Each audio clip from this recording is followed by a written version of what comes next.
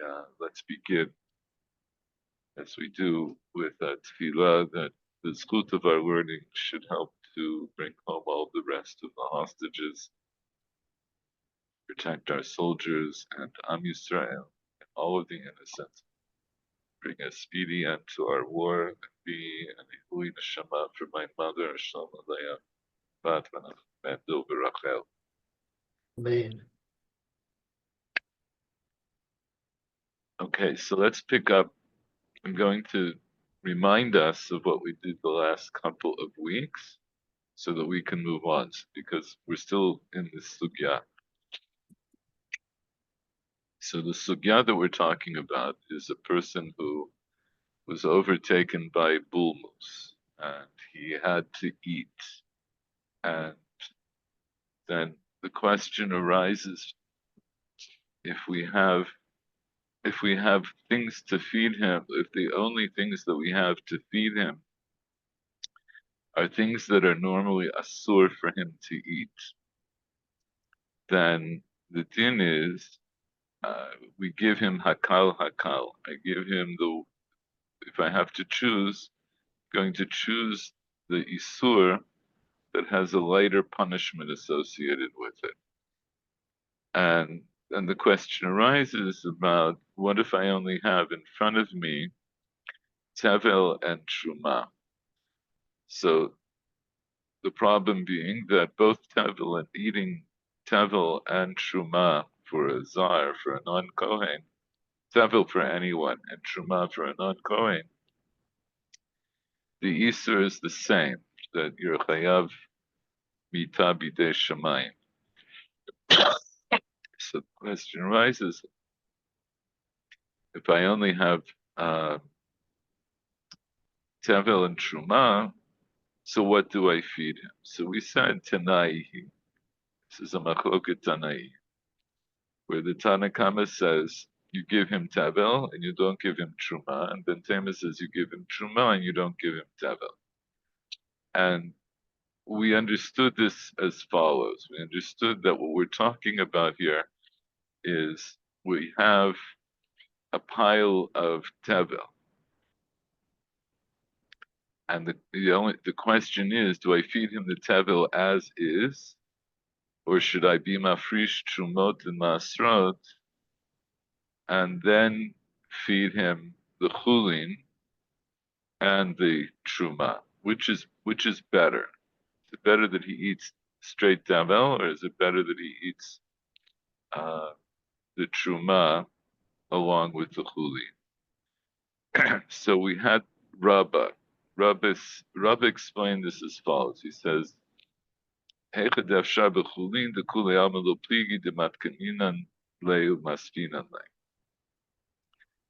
everybody agrees that if it's possible to give him chulin, if it's possible to give him only the chulin, then it's better for you to take the tevel and remove the truma and feed him the chulin. Where's the machloket between Tanakam and Ben Tema? What are they arguing about then?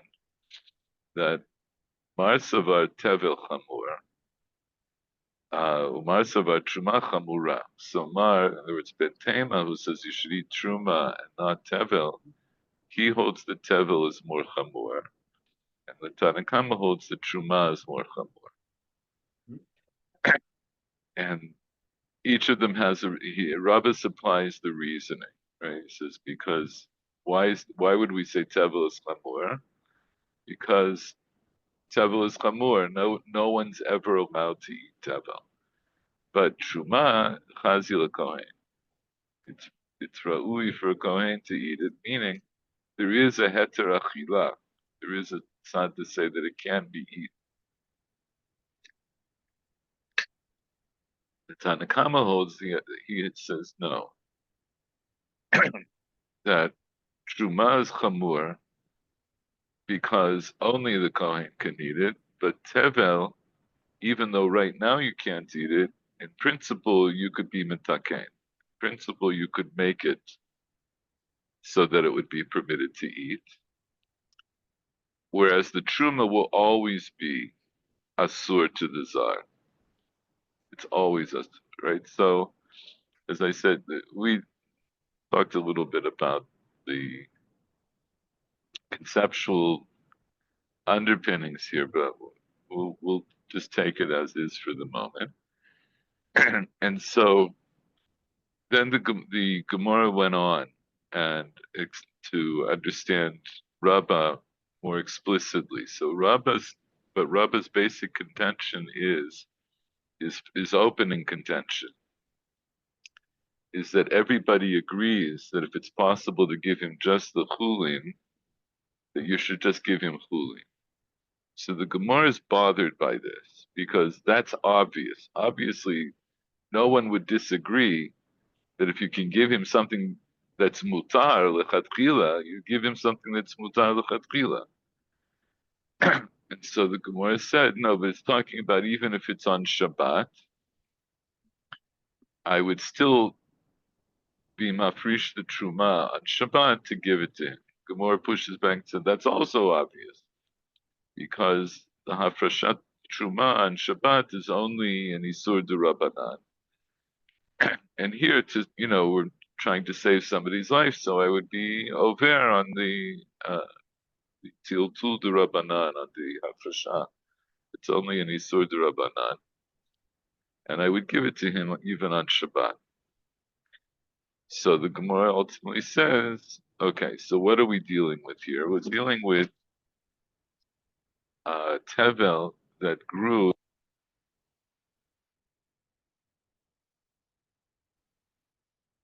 Therefore, what? The resulting produce was itself only tevel midurabanan. And so, what's the machloket? Marsavar tevel chamur, marsavar truma chamura.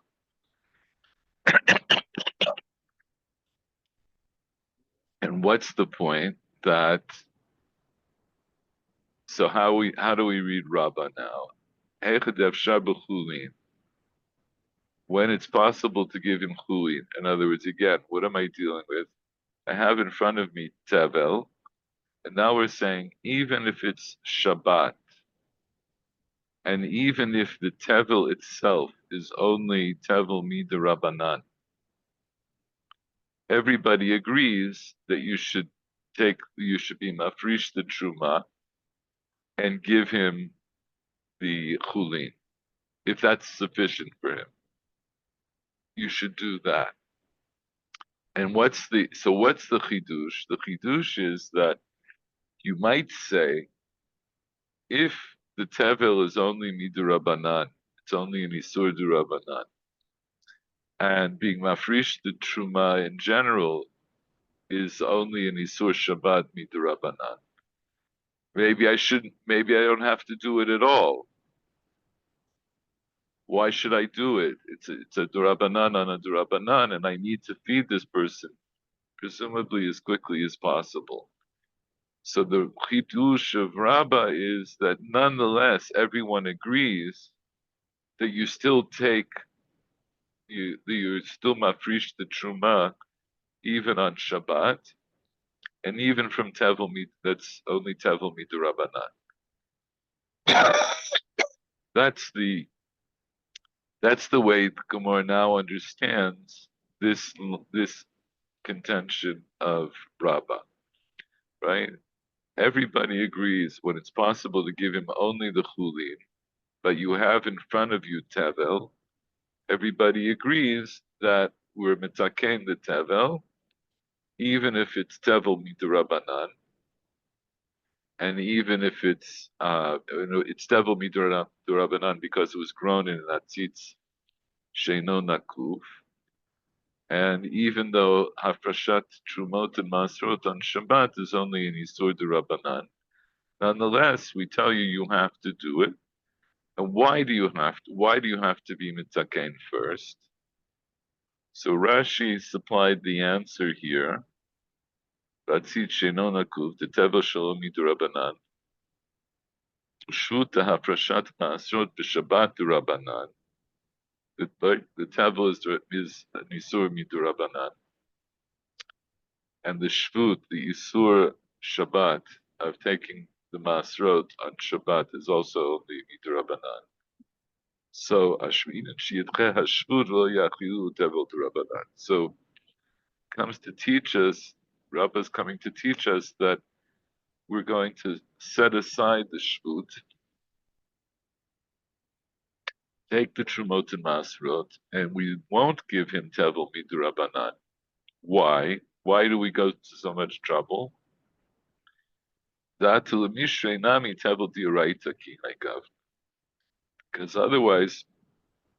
people will come to to be matir tevel dioraita in this case, in a similar case.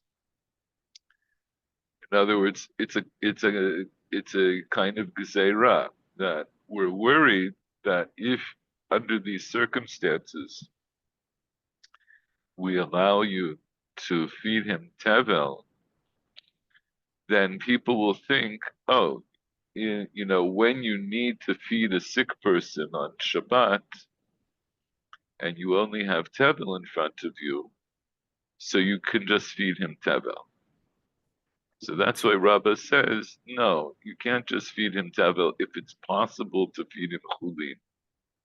Meaning, if it's possible, even if it's midrabanan, even if it's only tevel midrabanan, you still have to be mafrish the trumot and masrot, even on Shabbat, even for tevel midrabanan, because we're afraid that in the future people will make a mistake and think that you could feed him tevel dioraita, and that's something that no one says you're allowed to do under these circumstances.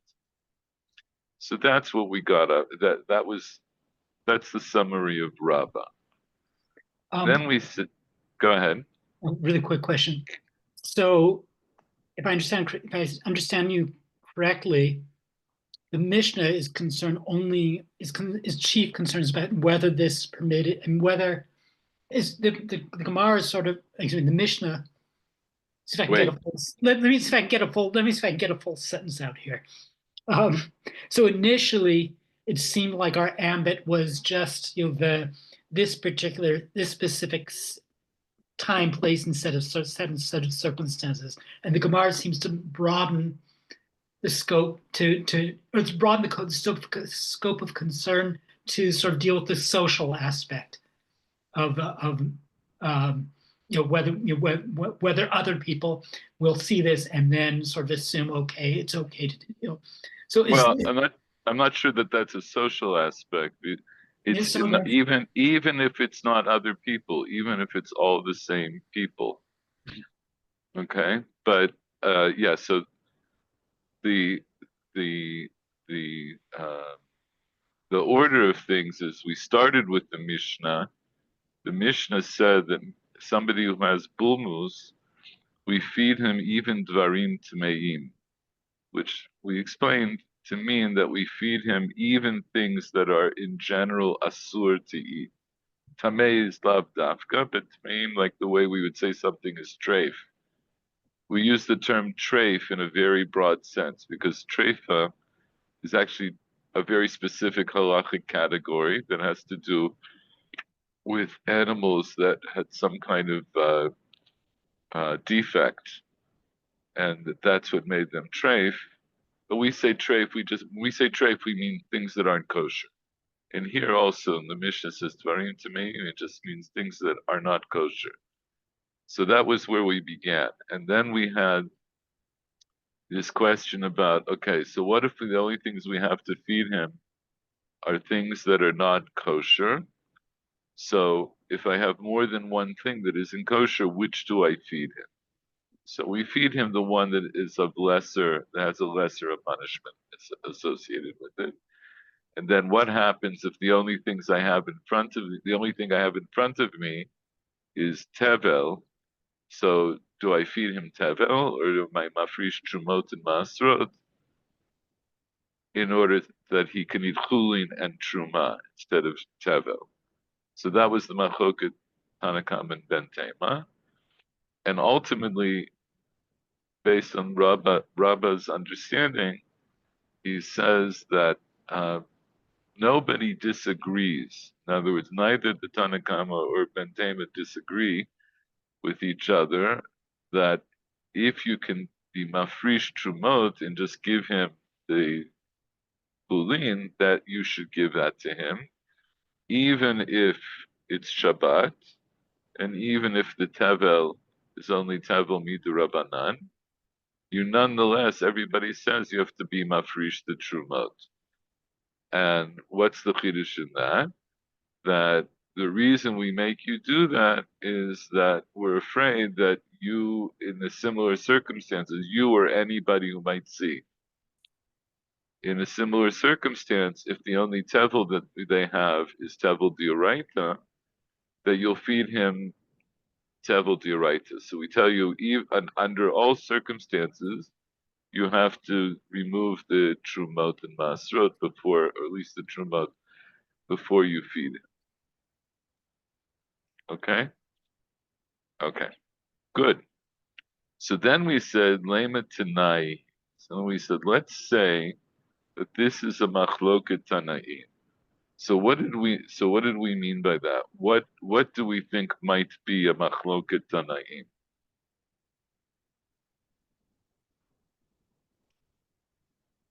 We said it was the conclusion of what Rava said, that he assumes that if you can take truma, that you have to, and so they're saying that no, you may not have to. Very good. Exactly. In other words, the Lema Tanai, he is going on the conclusion of how we understood Rabbah. So according to Rabbah, everybody, what did Rabbah say? Everyone agrees that if you can take the truma and feed him just the chulin, that's what you do. And now we understand that means even when it's tevel midurabanan and even if it's Shabbat, I always am going to take the trumot before I feed him. So now the Gemara says, actually, maybe that's a machloket tanaim. How do I see that? Titania, because I learn in a Braita that Mishna Shachol Nachash, somebody was bit by a snake, then Korino Rofemi Makom Makom, Karino et Tarnagolet, Gozazino et Kreshin, Machilino To, Vein Sarich Laser. Right? So we have a similar case to the case of somebody who has bull moose. And the assumption here also is I need to feed him. And maybe I only have limited limited options for food. And but nonetheless, I'll do everything I need to try to heal him. So I can call for a doctor from place to place, which we understood meant that I could call a doctor come even from outside of the tomb to tend to him.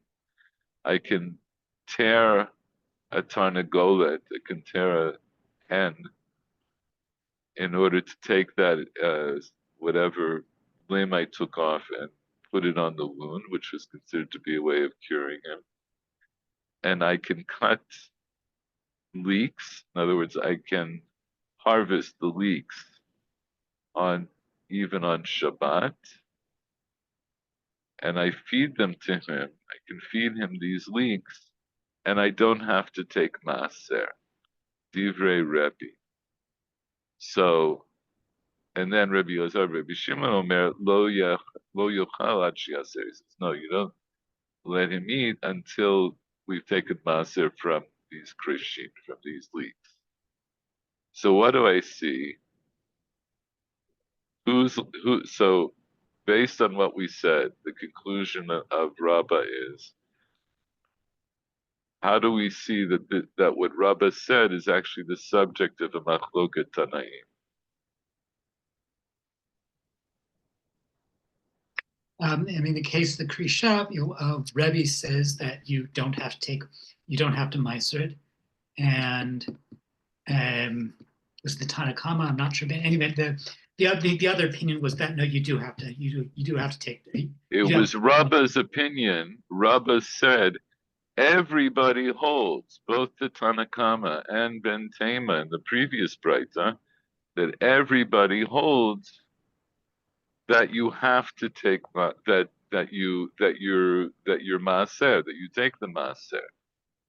Right? That was the conclusion of Rabbah. And then the hard conclusion of Rabbah was, what do I mean by the hard conclusion? There's the clarification of that din of Rabbah was that everybody, meaning again, the Tanakam and Bentema in the previous Braita, holds that you're going to take Trumot and Masrot even on Shabbat and even from Tevel Midurabanan. And now I have Rebbe who says, I have Kreshin, I have a sick person, I have to feed him the Kreshin, I don't have to take the Maser.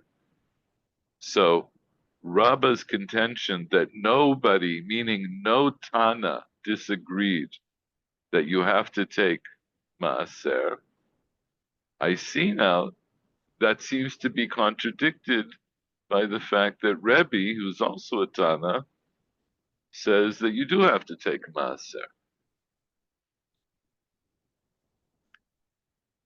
So that's the Lema Tanai. Let us say that this is a Machloket Tanai. Let's say that Rabbah's contention that you have to take the Trumot and Masrot before you feed the sick person, even from Tevel Midurabanan and even on Shabbat, that seems to be contradicted by Rebbe, right? It seems that Rabbi Elazar, Rabbi Shimon holds that he says you do have to take Maser, so he's like Rabbah's contention that everybody holds. But I have at least one Tana who doesn't seem to hold like the way Rabbah said everybody holds. Okay, so that's what we're up to. So now, what have the Krishim to do with the bite of the snake? I don't. so that the Gemara doesn't say, but the Gemara here, the Gemara had an assumption, right, based on their medical understanding at the time, that these were things that you would do for a snake bite. In other words, they saw the Gemara understood, or the Braita here understands that feeding somebody kreshin is something that you do if they're bitten by a snake. We don't have to delve in. It may be the case that you do an Avera for something which later on scientifically not it turns out that it has no scientific reason. That's true, but that's always true. In other words, it could also be true that certain refuot that we do today in the future will also be shown to be ineffective. But we go with whatever the knowledge is today. We don't know what the knowledge is going to be tomorrow. We can only go with what we know. So this is what they knew. This is what they knew, and that's what they went with. Okay, so Michael. So you don't ask yourself if this medicine is effective or not effective. That's what. You can ask, but today. No, but listen. Back then, they thought it was effective. It wasn't arbitrary. For whatever reason, based on whatever reasoning, they thought that would be an effective treatment. They thought that would be an effective treatment. In other words, it doesn't say do anything in the world to, you can jump up and down, or you can feed him, I don't know, you can feed him chocolate candy, or it doesn't matter. In other words, they said kreshin, and specifically, and presumably they have to be, maybe, I don't know if it has to be, but it could include even freshly cut leeks, freshly harvested leeks. Yeah, I don't know enough about ancient medicine to tell you why they thought that, but there was no doubt a reasoning behind that. So I will say look, one more thing. Wait, Paul, let me say one more thing. yeah. Our assumption today Mhm. is based, in what we broadly call Western medicine, Mhm. is based, or we call it's based on a notion of evidence-based medicine. So evidence-based medicine is an idea that we develop a hypothesis about how this or that refuah is going to help somebody, and then we test it, and we'll do various tests and double-blind tests and so forth until we can show that this refuah is going to be more effective than a placebo. Let's say if we're talking about medications, or not even just medications, even also procedures. If we can show that it's more effective than a placebo, then we'll say that it's an effective medicine. In ancient medicine, at least in ancient, like, little bit that I know about, like, ancient Greek medicine, which is probably the major influence here, it was not necessarily based on evidence-based medicine. It was based on certain theories of how the body works. And so, and again, I don't know the details of that, right? But it's based on the idea that there are four humors, and we're governed by four humors, and certain things are going to be that getting a snake bite has to be counteracted with, that affects one humor, so I have to counteract it with something else. And so there must have been this kind of cheshbon that feeding somebody kreshin would be a helpful refuah. That's broadly how it works. So when they did it, they sincerely thought that that was going to be helpful. They chose kreshin in particular. Now, did they keep it? Did they keep track of how effective that was? Probably they did, but not in the way we do nowadays with statistics and testing and all of that. I doubt that they did it ad kedekach, but they did based on the best knowledge they had at the time. So, Okay, did I you want want? to ask another question. Okay. Today, not everybody believes in modern medicine. There are all kinds of freaks who believe in all kinds of things. And if they are Yes. dati, so maybe they think they have their own, um, all kind of medicine, safta medicines, and so on. Are they allowed to use to do an avera to? Oh, this is a very good question. That's a really You see, interesting question. even Trump shows himself a minister of health who doesn't believe in anything. So it's unbelievable, but that's what's happened. What happens? No, listen, no. That's a really interesting question, which honestly I had not considered. I don't know. I don't know. I think that's a really interesting question, um, which I'm not going to I'm not going to speculate about. Uh, but yeah, it's a very valid halachic question. Would we allow somebody to use a refuah, whatever it is, whether it's medication or some kind of a procedure that maybe is a chilul Shabbat? Would we allow them to use it given that we don't have evidence that it's going to work? The thing that comes to mind from the Gemara, there's a Gemara Shabbos that talks about the use of kameya, Mhm. of a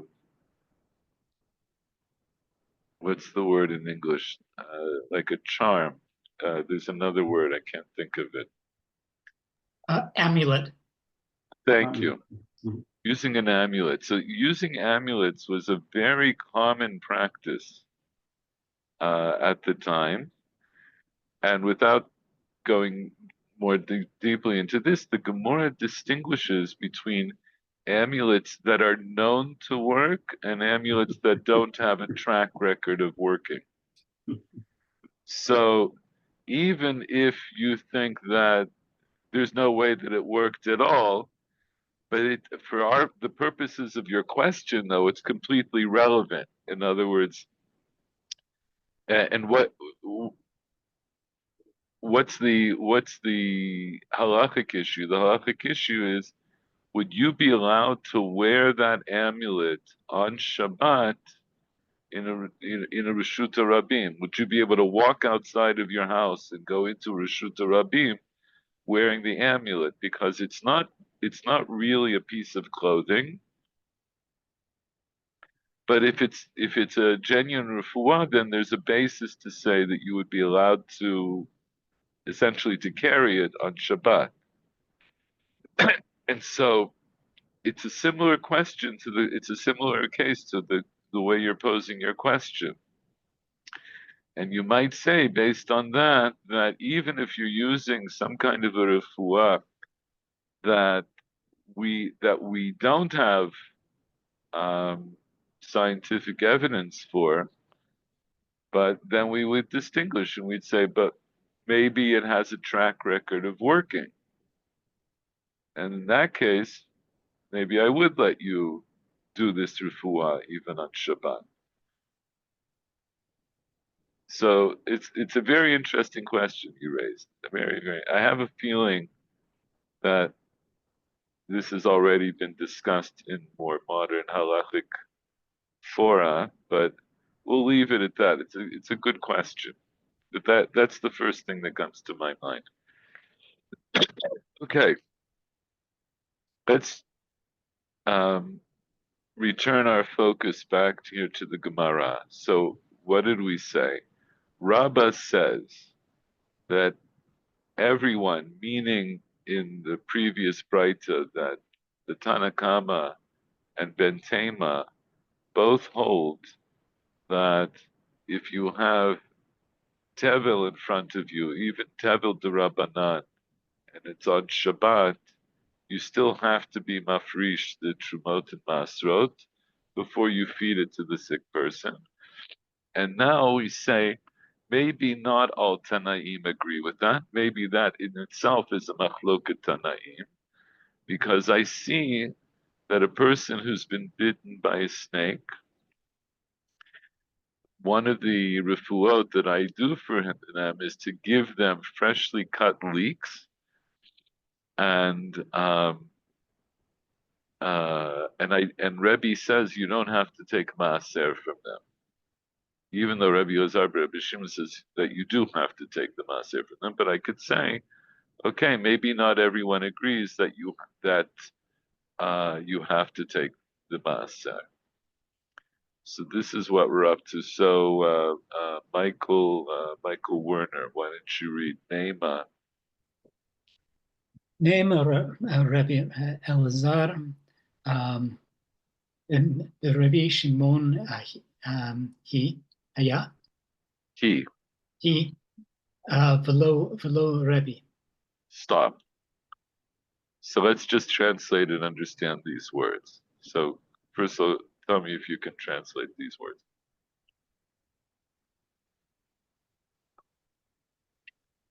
Neima.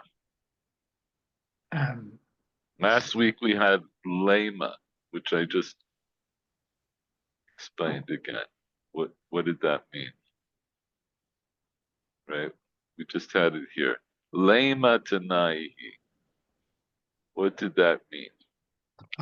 Let us say that. Let us say that. So Neima essentially means the same thing. Neima means also let us say. They're slightly different grammatically, but it essentially means the same thing. So Neima, Rebbe Elazar, Rebbe Shimon, below Rebbe. So what does that sentence mean? So let us say that this was that this was said by Rabbi Elazar. What? Well, keep going. I'll tweak it. Go ahead. Keep going. Let us say that this is Rabbi Elazar, um, in the name of Rabbi Shimon. And Rabbi not, Elazar, Rabbi Shimon would be the son of Rabbi Shimon, oh, and not Rabbi. So let's say what is Rabbi Elazar, Rabbi Shimon, and not Rabbi? the opinion or the opinion that one does not have to take a maaser when one is feeding leeks to somebody who's been bitten by a snake. Wait, say that again. So What is the he? What is it that we're talking about?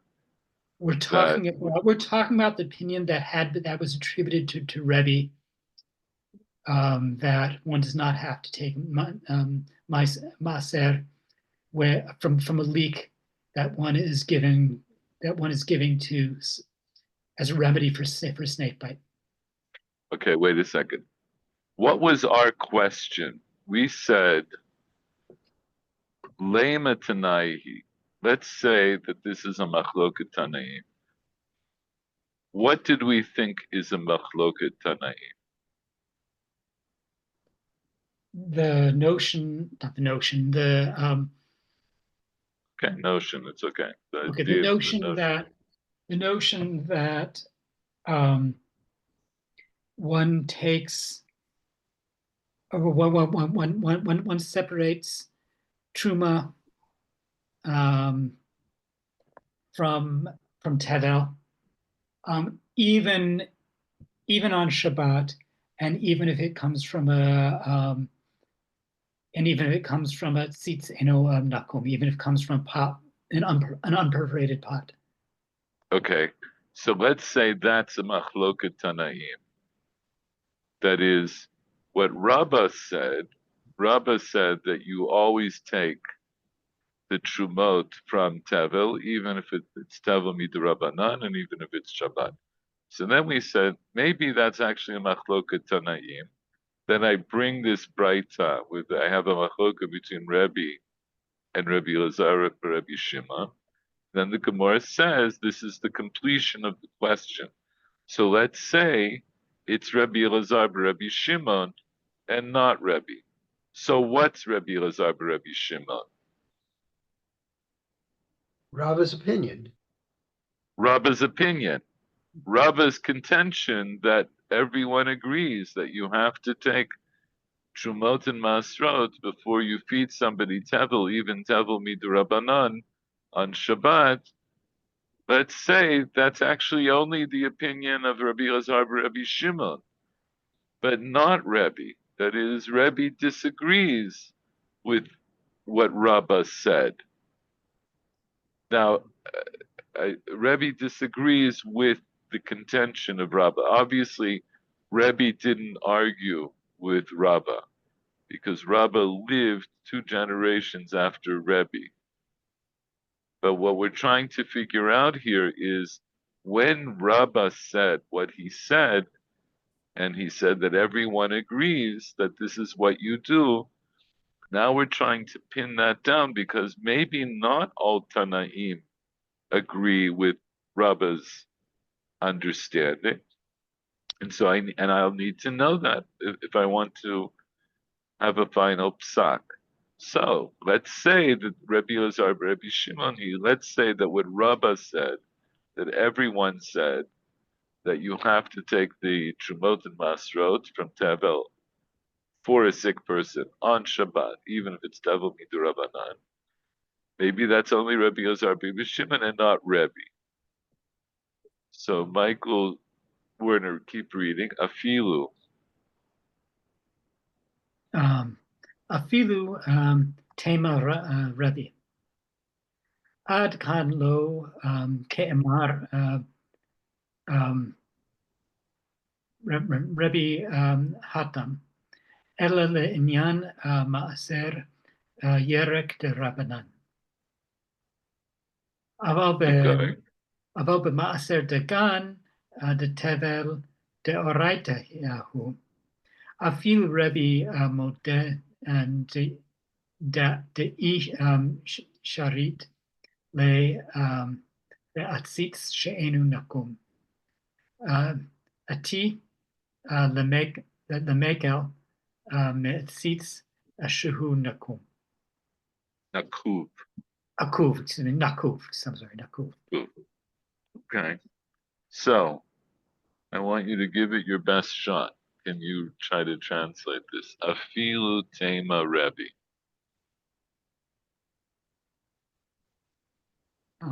Even Rebbe would say. So tema is now the second person. Even if you will say Rebbe. Even if you will say Rebbe, up until here, he would not. Lo ka'ama Rebbe hatam. What's hatam?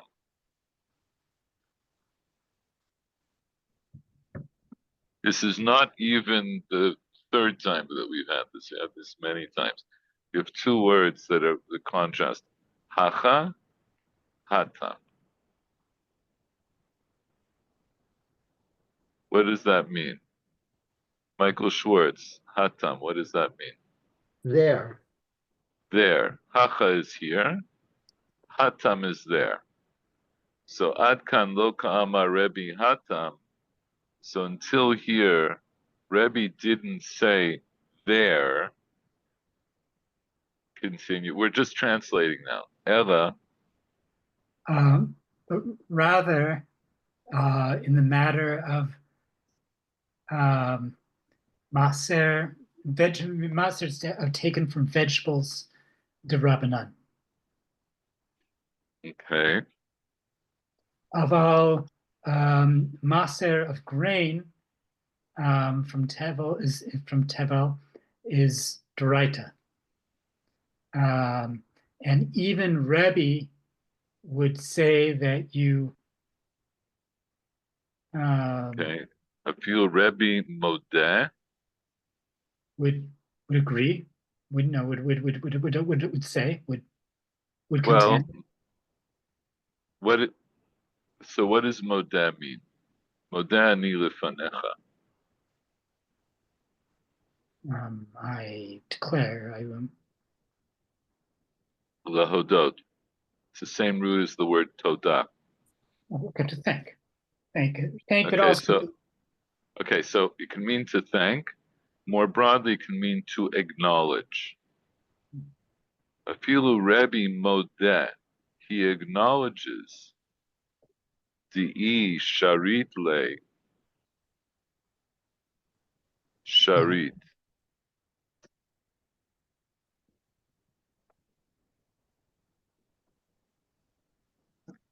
If you permit for him. A little earlier today, I went over this Rashi. Rashi said, Atu the Mishrei Nami Tevel Dioraita Ki Gavna. That people would come the Mishrei Lahatir, which I explain, it means to permit. And so, same verb, Sharit. Afil Rebbe Modeh Di'i Sharit Le, if you permit for him, Batzit Sheino Nakuf, If you permit this in the case of a pot that is not perforated, Ati, there you will come. no. What's Ati? Ati is a verb. Anybody. Ati Lemecha. Ati is common. Lamechel to, I'm not sure. Well, Ati is come, right? In other words, So you'll come to be lenient in the case. no, not lahakel, lemechal. What's the root here? To include? No, you're thinking in Hebrew. You have to modify your brain a little bit. It's it's the same root as achal. Lemechal is the Aramaic lech for leechol. Ati lemechal, he will come to eat. Ba'atzitz shehu nakuf. He'll come to eat from an atzitz that is perforated, from a pot that does have a hole. Okay, this was a very rough reading, and I appreciate everybody putting in their best efforts here. So, and again, this is why we review. Yeah, I'm just gonna stick something, just gonna insert something here. If you're learning Gemara and you're using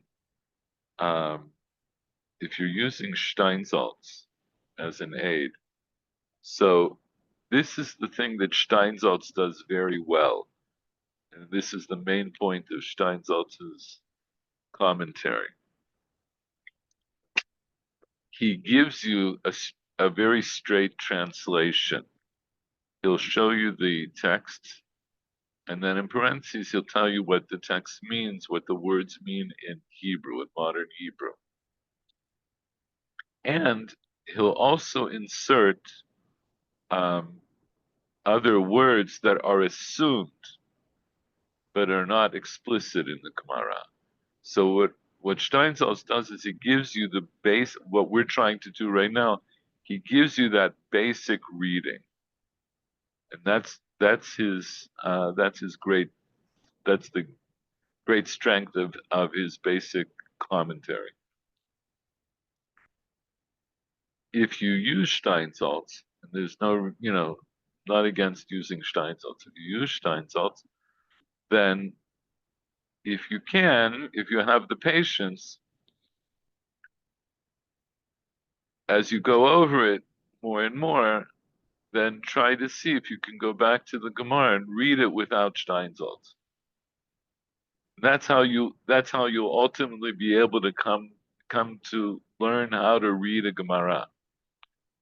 So you can get the aids from Steinsaltz. Think of it like this is the way I think about it, right? Because let's say 1500 years ago, people didn't have Steinsaltz. How did they learn? They had a Rebbe that taught them, right? So first of all, 1500 years ago, there were still a lot of places, more places than now, right? But say in Bavel, and not only in Bavel, where people knew Aramaic because that's the language they spoke. So some of the basic reading was, in any event, that was like their everyday language. It would be like as if it was written in modern So they Hebrew. had problems with the Hebrew.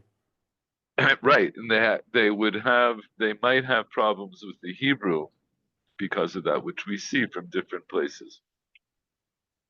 Chachamim knew both Hebrew and Aramaic, but when they spoke, they were speaking mostly Aramaic, mostly speaking Aramaic.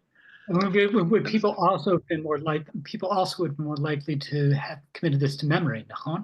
I mean, there wouldn't have been the same. I mean, yes. So there was it was altogether still an oral kind of tradition.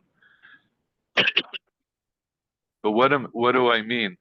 So let's say you go another few hundred years later when people aren't speaking Aramaic and you're in yeshiva, so how do you learn? So you have a Rebbe that taught you because he learned from his Rebbe and he learned from his Rebbe and he learned from his Rebbe. The Chen Hala, right? And so that's how you would learn. You would learn by going to yeshiva and you would be taught this vocabulary and you would be taught the way that you read in order to make sense of the text. Nowadays, because of our situation, uh, uh, both for good and for ill, we have a situation where lots of people, even though let's say we live in a time when more people, there's a higher percentage of the Jewish population that goes to yeshiva than probably ever in history, right? We have more people who have a more solid education than probably ever before in history, on the one hand. And on the other hand, we still have a lot of dispersal, and people are not necessarily going to yeshivot per se to do their learning. And we've expanded the learning through works like Kahati and works like Steinsaltz, whose purpose is to take the wealth of earlier literature and translate it into a language that you can understand. And Shane, yeah, in yeshiva, do you learn Aramaic grammar? Because without grammar, you can't understand it. You have to know which goof you are in, if it's ani, atahu, future, and so on. So I'll tell you, when I was in yeshiva, we did not have special classes in Aramaic grammar. I had a booklet that had that had several pages on basic Aramaic grammar, and mostly I picked it up from between learning Targum Unclus and reading Gemara. Eventually, a lot of it you pick up along the way. It's not that you can. Uh, it's a little bit. It was for me anyway, and I think it's like this for a lot of students.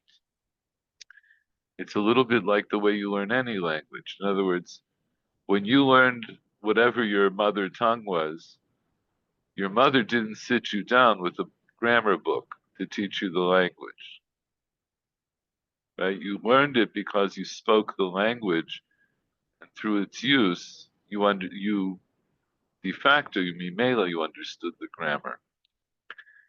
And it's a similar thing. If you learn Gemara, you will understand the grammar. For certain finer points, you will certainly benefit from looking in grammar books. The same thing when you learn Tanakh, you will benefit by looking at grammar books. But of course, grammar books didn't come about until hundreds and hundreds of years after the last book of Tanakh was written. And there's, yesh machlakot ad hayom about how to understand certain grammatical points. I've been learning recently. I've been doing Sefer Yeshayahu, and when I do each pasuk, I tend to look at sometimes the Targum. I usually look at Rashi, Ibn Ezra, the Radak, and Shadal, right, to skip several hundred years forward.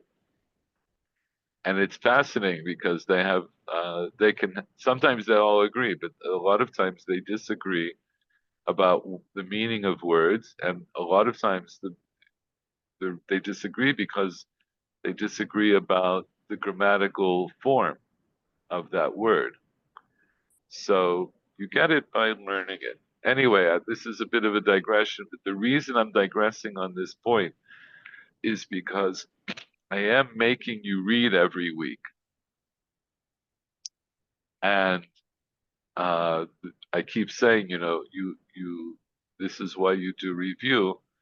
So as you review, some of these things will become more natural for you. They will feel easier. I mean, even now, some of the things already feel easier. But now we're doing some That's words okay that you for a haven't. 6-year-old child, but not for No. Katia, like me, that's I'll take it kacha. You know the right. So the Gemara says there's a famous Gemara in the Sechet Shabbat where it's actually in the Sugya about Chanukah, where somebody comes to Rabbah and brings him a ma'amar from Eretz Israel, and he says, "Halavai that I would have learned that, you know, before. Halavai that I had learned that, you know, years ago." And they say, "What's the difference? You learned it now." He says, "Nafka mina legirsa diankuta." The difference is for the learning of a child. And what do we know about the learning of a child? So we have the Mishnah, Masechet Avot, that says, you know, what when a child learns, what's that like? It's like taking ink on fresh paper. And what's it like when an old person learns? It's like taking ink on paper that was erased, where the ink spreads out and it's not so clear and it doesn't, you know, it doesn't hold as well. So I agree with all of that. But nonetheless, all it means is it's harder to do it, but it's still worth doing. Halavai that we had all learned this, you know, when we were kids. But you know, we do what we can. All right, so what we read now. This is the Gemara trying to answer their question, right? So the question was Lema Tanai. Let's say that Rabbah's contention is actually a machloket Tanai. And Rabbah's contention broadly was that when you're feeding a sick person on Shabbat and you have to feed them something, you have in front of you tevel, if it's possible for them to eat just the chulin and thereby, you know, that would be his refuah, if that's possible. So then just give him chulin, and everybody agrees that that's what you do. Everybody agrees that you take the trumot and masrot, even on Shabbat, even from tevel d'Rabbanan, and you feed him. And then the Gemara said, maybe not everybody agrees with that, because after all, I have this other Braita where Rebbe says that if you have a sick person on Shabbat and you need to feed them kreshin, you don't have to take maaser. So I guess we'll say to Rabbah, not everybody agrees that you have to take the maaser. So now the Gemara is going to reply, and they say, so the Gemara's question was, this is the conclusion of the Gemara's question. Name a Rebbe Lazar, Rebbe Shimon. So let's say what Rabbah said is really only according to Rebbe Lazar, Rebbe Shimon, and not not according to Rebbe. So then the Gemara answers. Now the Gemara is going to answer. They say, Afilu tema Rebbe, even if you'll say Rebbe, meaning what? Even if you'll say what is Rebbe. That Rabbah's opinion also follows like Rebbe. Even if you'll say that Rabbah's opinion is also like Rebbe, how would that work? Ad kan lo kamar Rebbe hatab. Until this point, in other words, till the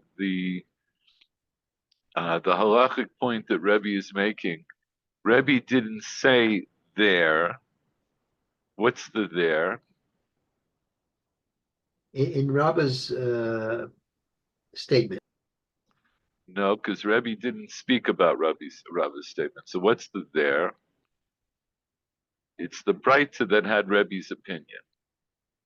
So this is why I say we have these two contrasting terms in this kind of context. We have Hacha is here, and Hatam is there. As I've explained before, when the Gemara uses those in contrast with each other.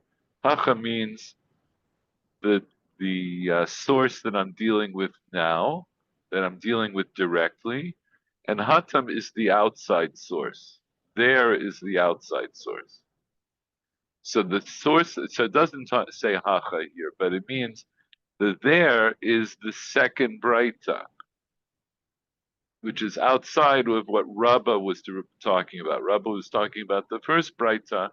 So Ad Kan Lokama Rebbe Hatam until here, until this halachic point, Rebbe didn't say there in the Braita that you just brought. Ela linyan maaser yerek the Rabbanan. Only regarding the matter of taking maaser from vegetables, which is a mitzvah midirabanan, right? Midoraita, you only take maaser from shivata minim, so that doesn't include vegetables.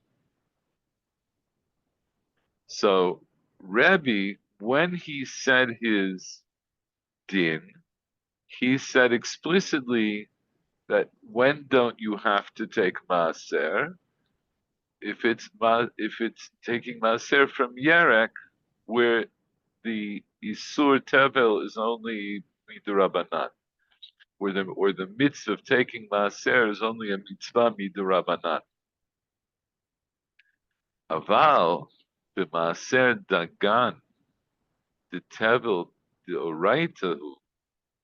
But when we're talking about taking maaser from dagan, from grain, which is which would have been tevel dioraita, right? Grain is the grain that's referring to. With dagan, we mean the chameshet aminim of grain, which are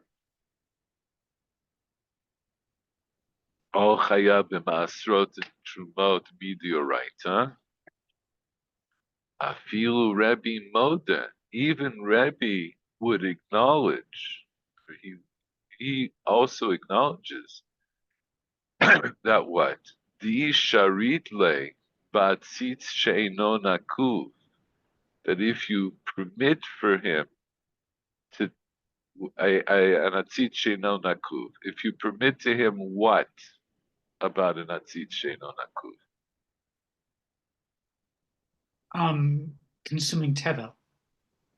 If you could permit for him to eat tevel that came from an atzitz she'eno nakuv, atilamechal ba'atzitz shehu nakuv, he will come to eat from an atzitz that is nakuv.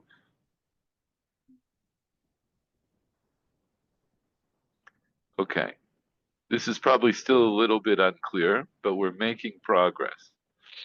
So what do I see? Again, I want you to understand that as you're learning Gemara, you have certain you have these layers that you have to go through. So the first layer is just understanding the words. The second layer is going to be to understand the words and the words that are not there but that are implied. Like we just said now about tzitz she'eno nakuv, we understand what's implied there is tevel from an tzitz she'eno nakuv. And then finally, once you get all of that together, then you have to put it together to understand what the argument is. What's the whole point? But what I do see here, even if you didn't understand what I just read, what do I understand? I had a questioning what Rabbah said. Rabbah said that everybody agrees that you need to take maaser from tevel before you feed it to a sick person, even if it's tevel midirabanan and even if it's Shabbat. Right? That was his contention. I had a question. I said, maybe not everybody agrees with that because after all, Rebbe seems to disagree with that.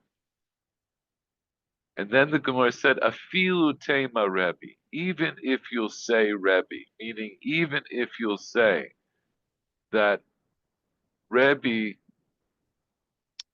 would agree. Even if you're, even if you'll say Rebbe, even if you'll bring me the case of Rebbe to challenge what Rabbah said, I will tell you that what Rebbe said, I'm just going to give you now the very broad answer. The broad answer is what Rebbe said doesn't disagree with what Rabbah said. That's broadly what we understand when we come to the end of this keta. We understand that's what the Gemara is trying to tell us. That you thought that Rebbe actually does disagree with what Rabbah said, and that therefore what Rabbah said is problematic because he says everybody agrees. I say, but Rebbe doesn't agree. I'll say, no, Rebbe also agrees. And there's a difference between the case that Rebbe is talking about and the case that Rabbah was talking about. So even if you didn't understand anything else, that much you'll understand. And I'll get that just because of the words, just because of these terms that we keep coming back over again and again.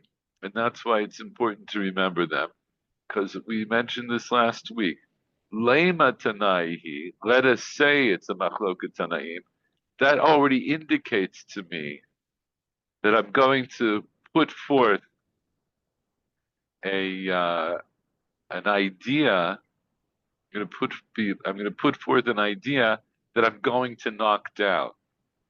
Whenever I say lema or nema, let us say, it means let us say. In other words, why? It's another way of saying why don't we say such and such? And then in the end, I'll say this is the reason we don't say such and such. You see what I'm saying? Okay, so that's the lema and the nema, which essentially, by the way, they're different gearsot here, and sometimes there's another gearsa where it just says nema and nema, or lema and lema, but for whatever reason it says lema and nema. It really means the same thing. And then you see, how do I knock it down? How do I knock it down? When I say afilu tema, Rebbe, again, it's using the same word, tema. Even if you will say Rebbe, then I'll say what Rebbe said only applied in certain circumstances, but the circumstances that Rabbah was talking about, Rebbe would agree. Paul, what did you want to say? Yes, it's very strange the way they put words or considerations into the claims of former rabbis who probably didn't even think about all these considerations. What do you mean?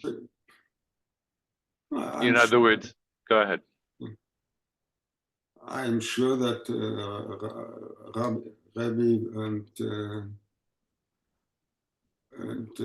Rabbi Eliezer, the Rabbi Shimon didn't think about this about these issues. Yes, they are final issues which probably they didn't even think about. How can you be so sure? Because they didn't say it. They didn't write it. It hasn't been written down. If they said it, then the Metargem would remember it, and he would have added it to their claims. Okay, but what I will point out to you is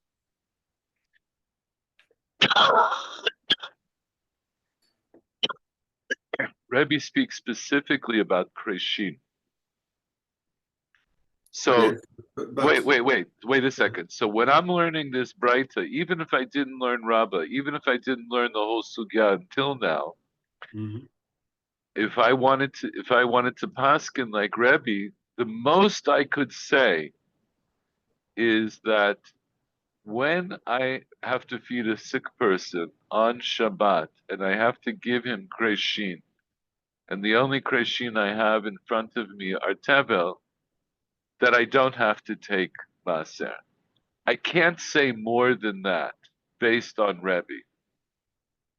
So when the Gemara says what it says, it's based on that. It's based on that straight reading. It's based on exactly what Rebbe said. It's saying we don't extrapolate more than what Rebbe said. Ad kan lo ka'amar Rebbe hatam elinga maser yerek d'Rabbanan. The only thing that Rebbe spoke about is about maser yerek, which is altogether d'Rabbanan. In other words, I don't see that Rebbe ever was matir anything else other than that case. Dafka, that case is what he's matir. Aval b'maser dagan detevel dioraitahu. I feel Rebbe Modeh. That's a reasonable statement to say based on the words of Rebbe himself. Because Rebbe only said Krishin. That is, I don't see that Rebbe would have been matir tevel dioraita. I feel Rebbe Modeh di sharit le b'atzitz sheino nakuv ati lemecha b'atzitz shu nakuv. So therefore, I can say that Rebbe will therefore acknowledge, or he could acknowledge, that if I was matir to give tevel from an atzitz sheino nakuv, that ultimately that person might then later come to eat from an atzitz shehu nakuv. Yes, I understand. I assume that if somebody had asked Rabbi about that, if it is the gun or if it's Yirakot, he would, of course, have said, given the precision that it's Yirakot. But, okay. But isn't that what the Gemara? Isn't that what the Gemara is saying? Afila Rebbe Modeh. It's saying that he would agree. Yes. And so Paul, first of all, I understand. It's okay. I understand what you're asking. זה מי ששאל מאוחר יותר שמודה בזה, זה לא... No, but in other words, okay. First of all, I don't want to discount what you're saying, but I want to put what you're saying in perspective. It's not that the Gemara is making up. We know that Rebbe would think this. It's saying, based on what we know, I have to, right? I can't say more than what Rebbe himself said. And so therefore, I have to limit what Rebbe said. Now, this last part, Afil Rebbe Modeh Yisharid Le Batzitz Sheino Kovati Amecha Batzitz Shun Nakuv, this part, it's already late. This part has to be explained. And we'll have to do that next time, which is going to be in 2 weeks, because next week is Chol HaMoed. But Paul, what I do want to say to you is,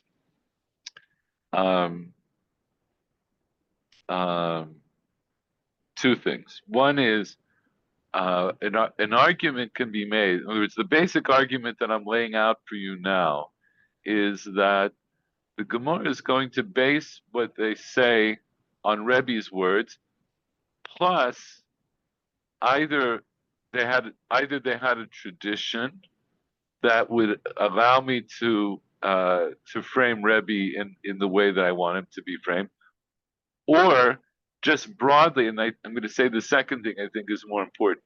Broadly speaking, let's think about what the Gemara is trying to do here. Rabbah said his statement, and he said everyone agrees, which meant in context, all of the Tanaim, at least the Tanaim that we have in front of us, agree. The Gemara comes and says, maybe Rebbe doesn't agree.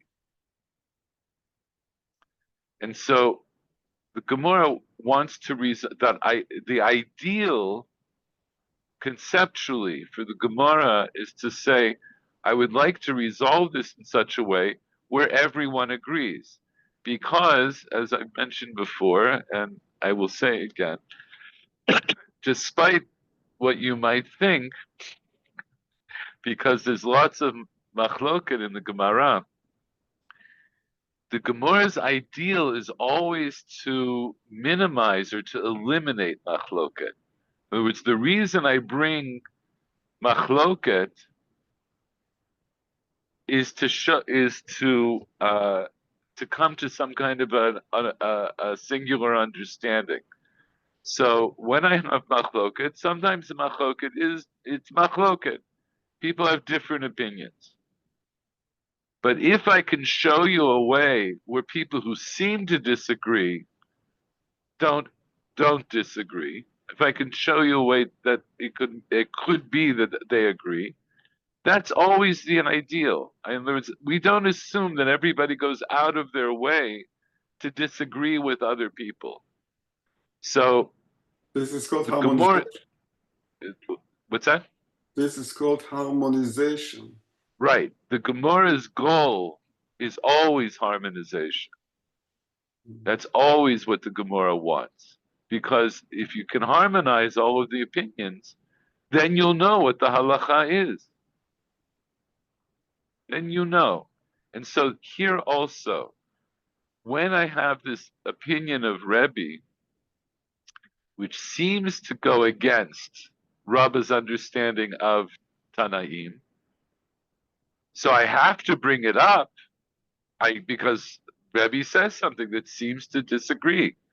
So the Gemara is compelled to bring up this problem. But the Gemara is likewise compelled that if possible, if they can, they should harmonize it with what we know, with the other Tanaim. That is a compelling interest of the Gemara. And so here, I see, the Gemara sees there's an opening to make that harmonization, which is Rebbe's opinion is limited to what he said. And he only spoke about Krishin. So based on that, I can say Rebbe's opinion doesn't disagree with our overall contention. So our overall contention, again, we'll have to go over this again in 2 weeks so that you understand this last part here. And Rashi explains it, but you're all welcome to look at that. I strongly encourage you to read over this. And again, feel free. You can look at Steinsaltz if you have the art scroll, look at the art scroll. There's another one, Chavruta, which I think I've mentioned. I have it on my Bar Ilan project, but it's printed in volumes. Chavruta is like a yeshivish version of Steinsaltz. It's also a very modern commentary. And what I mean by yeshivish is, it's interesting. Steinsaltz was written for the typical Israeli, for somebody for whom modern Hebrew is their first language. Chavruta is written for the typical yeshiva bacher, who has a basic working knowledge of a lot of the terms that I'm using, right, that we're delving into. And it helps a person like that to read and to figure out. Anyway, the point is, we still don't fully understand the Gemara's answer, but we will next time. We just ran out of time, but I think we'll leave it here. Are there any last? There's one other thing I wanted to say about Paul. So the other thing that's interesting is, there was one of the Gedolim who just passed away a few years ago, who was Rav David Weiss Halivni. I don't know if you ever heard of him. He was not a gadol that was recognized so much in Orthodox circles. He himself was an Orthodox Rav. He was an Ilui and who survived. He was I don't remember how old. He's very young, and he survived the Holocaust. And he was an Ilui. He was a person, who knew Shas and Yerushalmi, from the time he was a teenager. And he came to the States and he studied under Shaul Lieberman and other people. And he developed his own shita. He was bothered by questions that are similar to what you're asking. And he wrote a series of chidushim in big, thick volumes on a few masechtot of Shas, which he called Mikorot u Misorot.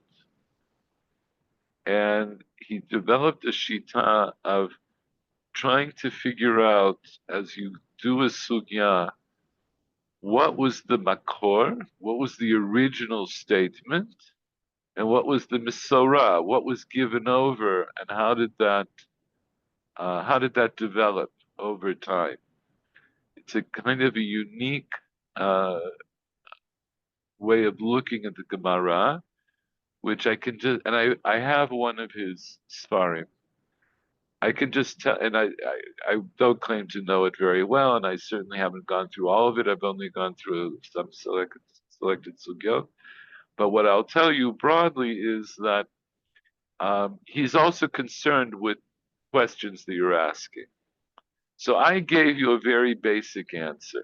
In other words, my answer is, first of all, let's look at what Rebbe said, and we can't say more than what Rebbe said.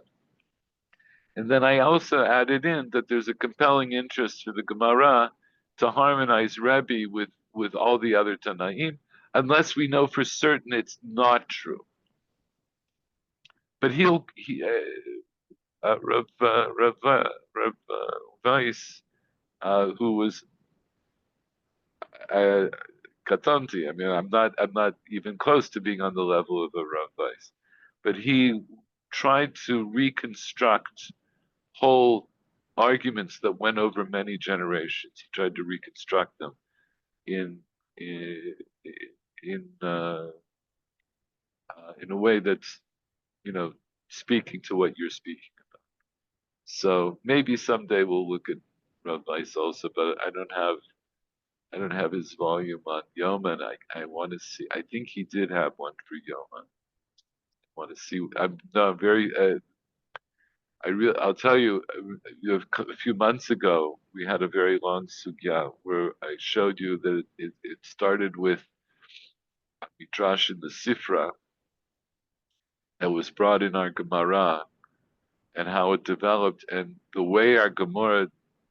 I'm not going to go through the whole thing again now, but the way our Gemara develops it, it seems like it seems like the Gemara didn't have this whole Sifra in front of them, because they start with one part and then they ask a question from another part. Doesn't matter. It's exactly the kind of thing that he would have been interested in. It's a critical way of looking at the Gemara. It's basically a critical understanding. But I'll leave it at that. Anyway, wish everybody a Chag Sameach v'Kasher. And I learned that a long time ago. You say that it's better to say Chag Sameach v'Kasher, that the emphasis should be on the Simcha. It should also be Kasher. But if you say Chag Kasher v'Sameach, it's like you can't be happy until you're like absolutely certain that everything is Kasher. Be happy and it'll be kasher. Impossible. Exactly. So be happy. It will be kasher. Hashem will understand. Thank you. For you this time. Chag Sameach v'Kasher. Thank you. Good night. I mean, Simcha aside, I have one other quick kashrut question, if you can hang on for 2 seconds. Okay. Just so I have like one of these glass top, like 2-burner glass top induction stoves. Or it has the lights underneath. I just basically just turn it on high, and that's all I need to do, correct? And then basically cover everything else up. This is a real. I will tell you, it's a problem because not everybody holds that can be kashrut. Okay. Speak to. I can't remember her name. Sarah. Carola. Sure then. Ask her. This Oh. and this I would say that yes, but I'm not a posek, and this is, and I'm not up to date because it's very similar to the question you had about ceramics. Ani mitzidi, I think there's a tzad to say that you can do that, but I'm not one to say. So speak to her because she's more up to date. Okay. Okay. Bye bye. Good Bye-bye. night. Good night.